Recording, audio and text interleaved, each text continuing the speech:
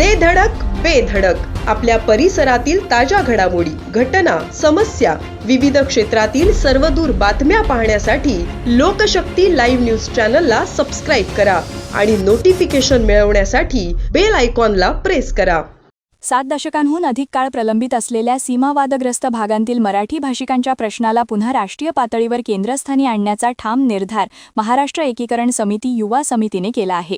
भाषा, अस्मिता व घटनात्मक हक्कांच्या रक्षणासाठी सुरू करण्यात आलेली मराठी सन्मान यात्रा हे केवळ आंदोलन नसून मराठी समाजाच्या दीर्घ संघर्षाचा संघटित आणि ठाम उच्चार असल्याचे MESने स्पष्ट केले आहे. MES युवा समितीचे अध्यक्ष शुभम शेळके यांच्या नेतृत्वाखाली ही यात्रा बेळगाव, बिदर, बाल्की, निपाणी, खानापूर व कारवार या सीमावादग्रस्त भागांतून काढण्यात येणार आहे. या भागांतील मराठी भाषिकांचे भाषिक, सांस्कृतिक व लोकशाही अधिकार सातत्याने डावलले जात असल्याचा आरोप MESने केला आहे. इतिहासात MESचे आमदार कर्नाटक विधानसभेत निवडून येत असताना मतदारसंघ पुनर्रचना व सीमांकनाद्वारे त्यांचे राजकीय बळ कमी करण्यात आल्याचाही दावा करण्यात आला.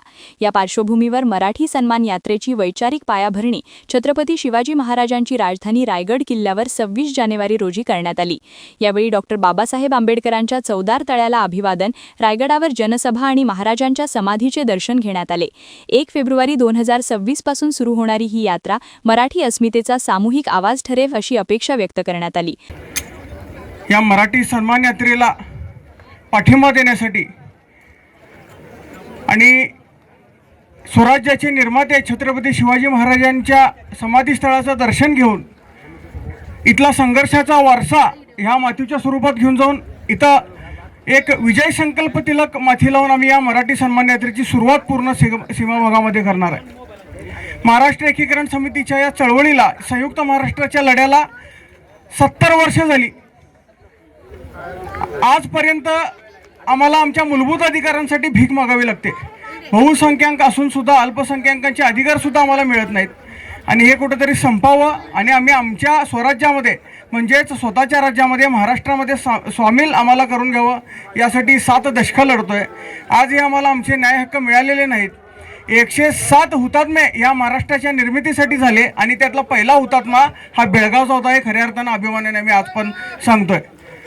या हुतात्म्यांना खऱ्या अर्थानं आदरांजली देण्यासाठी आणि ज्या मराठी भाषेसाठी त्यांनी आपला जीव दिलाय त्या मराठी भाषेला अजून बुलंद करण्यासाठी, मराठी भाषेचा समृद्ध वारसा जो छत्रपती शिवाजी महाराजांनी दिला, आज या ठिकाणी येऊन या यात्रेची सुरुवात करण्यासाठी एक महत्त्वाचं कारण आहे. कारण छत्रपती शिवाजी महाराजांचा राज्याभिषेक झाल्यानंतर राज्यभाषा कोश हा उर्दू आणि फारसी भाषेत त्या ठिकाणी चालायचा आणि ती अडचण शिवाजी महाराजांना कळाली आणि त्यांनी मराठी राज्यभाषा कोश तयार करून तो सक्तीनं त्या ठिकाणी व्यवहारात आणला आणि तो समृद्ध वारसा आज तागायत मराठी भाषेचा टिकून ठेवलेला आहे. तो समृद्ध वारसा आणि आपली मराठी भाषा सीमा भागात पुसली जात असताना आपली भाषा बळकट करण्यासाठी आणि मराठी भाषा कुठेही मराठी भाषेला दुय्यम दर्जा मिळू नये, मराठी भाषेला जोपर्यंत आमच्या प्रश्नाचा निकाल लागत नाही तोपर्यंत सन्मानानं वागणूक मिळावी, मराठी भाषा सर्वत्र वापरली जावी यासाठी पूर्ण सीमा भागामध्ये मराठी सन्मान यात्रा काढायचा संकल्प आम्ही केला. 26 जानेवारी या दिवसाचं खऱ्या अर्थाने विशेष महत्त्व आहे. या दिवसाचं महत्त्व ओळखून आम्ही हा दिवस आज निवडलेला आहे.